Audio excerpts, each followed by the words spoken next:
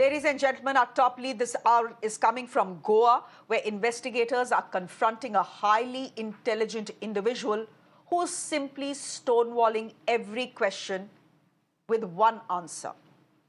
I didn't do anything. Suchana has been asked multiple questions through the day today by investigators. Her answer has been simply one. I didn't do anything. Now, that Suchana Seth is bordering genius is by now well established, given her stellar academic and professional track record. But the Goa police is finding her a very tough nut to crack. Problem is, every inch of evidence gathered so far is stacked against her. The biggest came in today after the police discovered a handwritten note that ominously says, "If I cannot have the child, neither can you." Did Suchana Seth sedate and smother her 4-year-old just because she didn't want him to meet his father? It's a mind-boggling motive, but one that seems to be getting clearer by the day. What is also getting clearer is Suchana Seth's unstable mind that has simply not registered any guilt for her child's murder. I'm not saying this, the Goa police is. This is something that has the Goa police scratching their heads.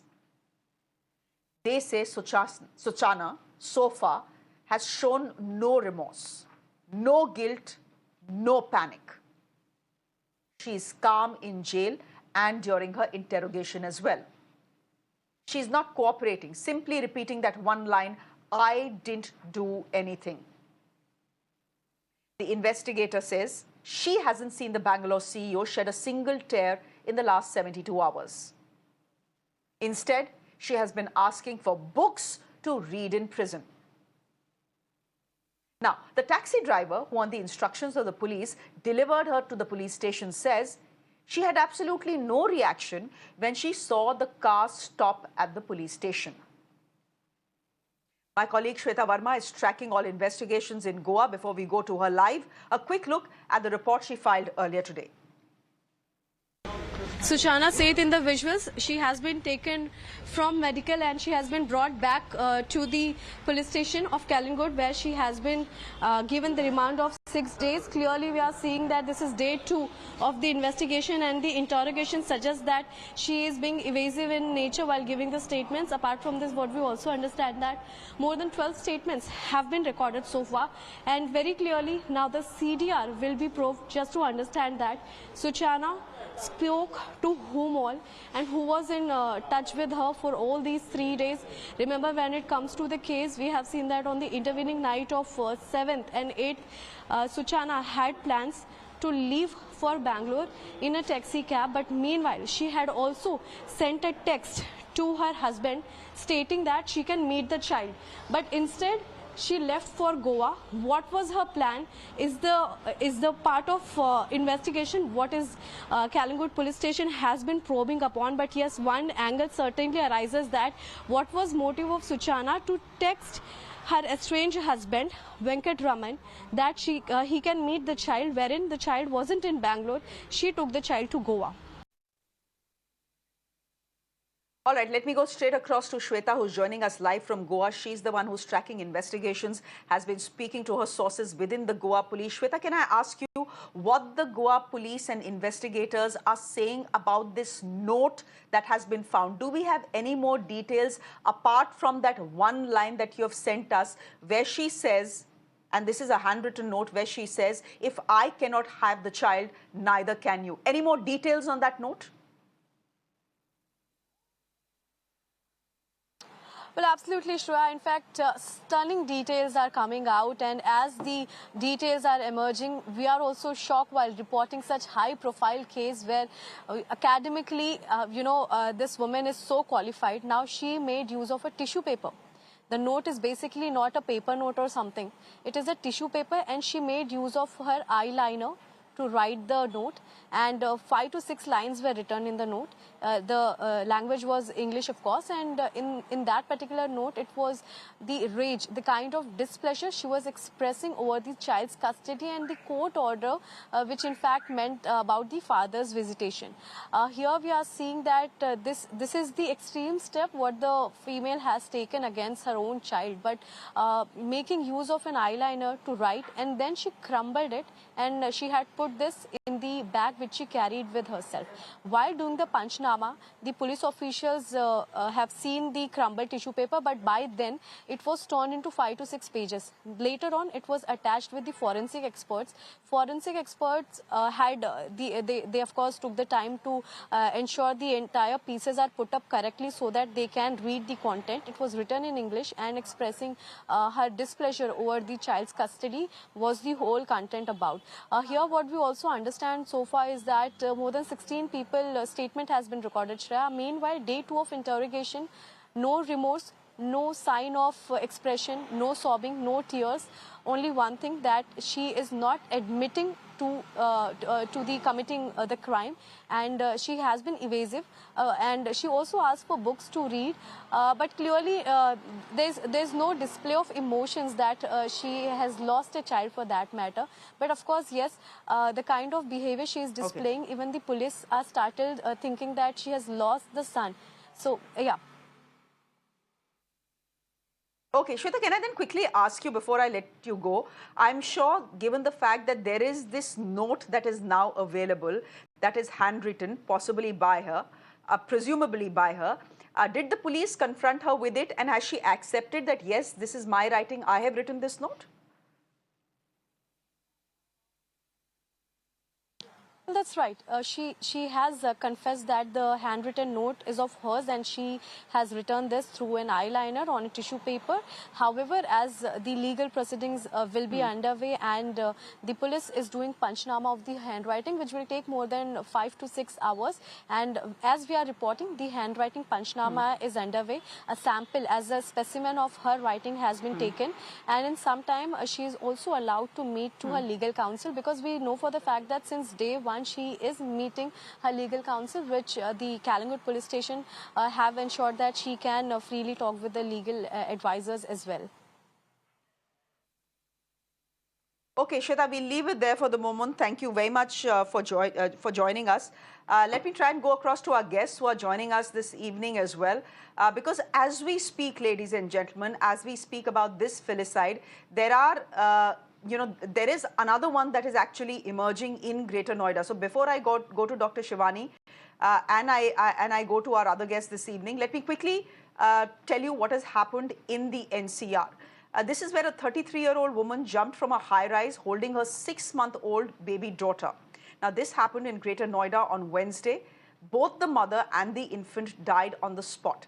Now, this woman who lived in the United States had come to India to meet her family. She, in fact, celebrated the birthday of her 4-year-old son just 2 days before taking this rather unfortunate step. Now, police investigations are saying that the mother was in a state of depression and was suffering from serious health issues after her second pregnancy. What we are also picking up is that the lady actually lived in the United States of America but had come visiting her parents. But getting back to the big case that we are tracking in Goa, Shivani Sadhoo is a psychologist joining us on the broadcast, and Dr. Shivani Sadhoo is a gynecologist joining us on the broadcast as well. Shivani Sadhoo, you've been with us for the last, you were there on the show yesterday as well, telling us about why you think Suchana did what she did. Then does it come as a surprise to you at all that she is being non-cooperative, that she has shown no remorse, that investigators are flummoxed, A, by her intelligence, and by the fact that she seems to be displaying absolutely no emotion? Yeah, as far as maternal filicide is concerned, it also, we have to understand a few things, that it also happens when the killer decides to take revenge from the partner and they make the child their object. So the child's welfare is not a priority. Since they want to take revenge from their partner, they make their child the object for revenge, and the kid's welfare is of least importance. The child is an object for them rather than a human being. So it also looks like that it was pre-planned and Okay. it was premeditated, and absolutely she has no remorse, as we are hearing the reports that, since I cannot get him, so I will not give the child to you also, which means that it appears to me that she thought of a child as an object. So since I can't get it, you also will not get him. So in whatever manner, so I think she was not happy with the court's verdict, and plus she also wanted to own the child fully, which the court didn't allow. So maybe she sees as a reason to kill the child for whatever reasons. This is what it appears to me. Okay, but can you also explain the numbness that she seems to be displaying? Because the taxi driver that my colleague Shweta spoke to says he, of course, was aided by a traffic jam. He brings her to the police station. She sees the police station and she doesn't react. This is something that surprised the taxi driver as well. You would have expected some sort of reaction, some sort of emotion from the woman who knows she has committed a crime and is now standing in front of police station. So there was no emotion, no reaction there. No emotion, no reaction in the last 72 hours that she has been in the Goa police. Is this because you have trained your mind into a state of numbness that nothing, I mean, what more worse can happen? I've lost my child, isse bura kya ho sakta hai? See, lack of accountability also comes from the fact that you don't feel that I did anything wrong. So if you don't feel you did anything wrong, so the question of remorse, I feel, doesn't arise. And I feel this is not coming from the point of anger. However, it's still difficult to establish that despite rage and desire for revenge is not sufficient to explain why she killed her own child. Dr. Shivani Sadhoo, details are also now emerging that she had a therapist, that there was some problem, clearly there was some problem, and that she was in touch with a therapist, she was in touch with her lawyers. Dr. Shivani Sadhoo, I just quickly want to speak to you about postpartum depression. Does it extend to a woman whose child is 4 years old? You know, in the case of the Greater Noida story, perhaps it does. The child was only 6 months old. But does it apply? Could it apply in this case as well? Yes, absolutely, because this is an entire spectrum. So up to 2 weeks, it is called as baby blues, which is really quite common. At least 20% of women go through this. Beyond that, it becomes postpartum depression, and that can extend to a few years, as many as studies have shown, even 8 to 10 years after the birth of the baby. And this is all linked to the maternal hormones, which after delivery absolutely crash down, especially like estrogen, progesterone, and they affect the status of the mental health also of the woman. If a woman has already faced some difficulties and mood changes, irritability, even during pregnancy, she is at a higher risk of this progressing and continuing for a few years after birth. In some cases, it becomes extreme and it is called as a psychosis, where the woman can have hallucination, delusions, and as our colleague has already pointed out before, in this state you get recurrent thoughts. Again and again you get thoughts about harming the child. Sometimes there are even thoughts about harming yourself, like in the lady from Greater Noida, and the mind constantly thinks about doing such acts, and this can affect your physical health. So it affects you financially also. There are changes which take place in your body, in your sleeping pattern, in your interaction with your family. So all these factors are linked with a strong, even there is a genetic tendency. So maybe somebody in the family also has this kind of tendency, it is seen sometimes. And the saddest thing is that there are so many helplines, because this problem is so common. We had so many helplines, but there is so much stigma attached to it. It is said that you're supposed to be, we see celebrities, they are perfectly normal after birth. They go back to absolutely their zero figure and all. So there is so much stigma attached to seeking help for mental issues after birth, which is also a very big stumbling block, and it increases all these problems to such an extent that then somebody does an act like this and we are all shocked and taken aback. But this is something very common which women experience after giving birth. Okay. Okay. Shivani Sadhoo, therefore, and I'm just trying to understand Suchana's mind. There is the policy, there's the I'm trying to understand her mind because this is not your average Indian mother. This is a highly intelligent woman. This is a Harvard graduate. This is someone who speaks 4 languages. This is someone who's a topper in Sanskrit. This is someone who's a data scientist. This is someone who had her own artificial intelligence startup. So we are dealing with an extremely sharp, extremely intelligent, and according to investigators, an extremely manipulative mind as well. So there is postpartum depression that could or could not have influenced what she does. Then there is a history of domestic abuse, or at least those are the allegations that have been made. Then there is a messy divorce that is underway, and in this mix is the child that is being seen as a tool. I'm trying to understand, and again, as I say, Shivani, this is not your average stay-at-home mother. This is a very well-educated, highly qualified, highly intelligent woman. How could she do something like this?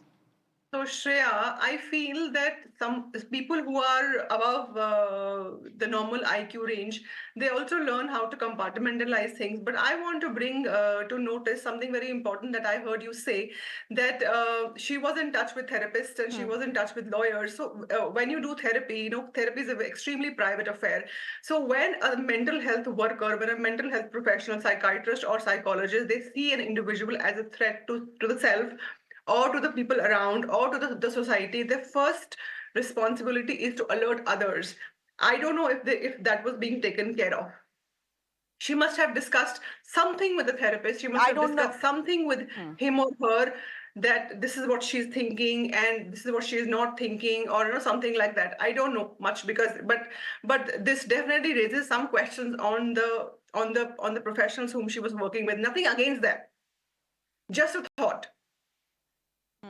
No, no, I understand, and now I'm fairly certain, given the fact that there was a therapist involved, the therapist will be called in for questioning as well, just like the husband has been called in for questioning as well, because there are many, many questions, and that one question still remains: why would a mother want to kill her 4-year-old child and then display no guilt or no remorse? We leave it there for the moment. Shivani Mystery Sadhoo, thank you very much. Dr. Shivani Sadhoo, thank you very much for joining us as well. This has been, ladies and gentlemen, a week of mind-boggling and scary crimes in urban India. There's another one this evening, and it's coming from Bombay. A 35-year-old bank manager, Amit Ravindra Kaur, also known as Amy, was strangled to death by her 24-year-old boyfriend, Shoaib, in a hotel room. Now, this came just hours after they had celebrated her birthday together. The motive? Shoaib suspected that Amy, a divorced mother of a teenager, was having an affair.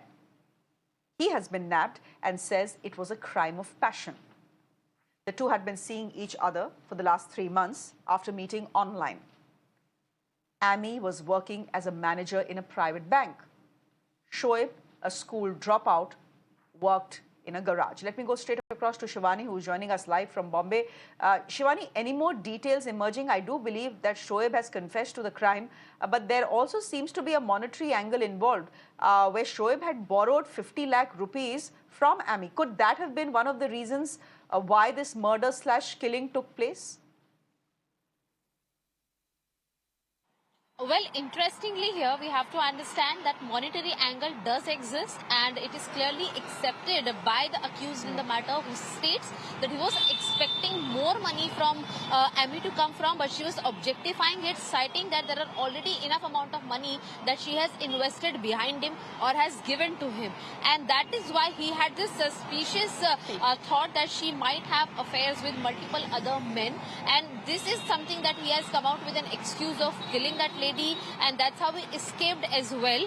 But certainly he has also confessed that there are multiple other passwords that he was trying to get from her, multiple other personal details that he wanted from Amy to be collected for his personal benefits, which the lady denied to share, and that's why the anger came across his mind, and he committed this very crime that is certainly raises a lot of questions, that how he killed the lady after celebrating her birthday together and then escaped the place, went to his friend's location, did not inform anybody, and how silently he moved out of the hotel where they had celebrated it together, understanding that the hotel may have their identification, may also have the CCTV. It can be a big proof against him, but the credit has to go in the favor, in the cause of the friend of Shoaib, who confessed the crime before the Sakinaka police.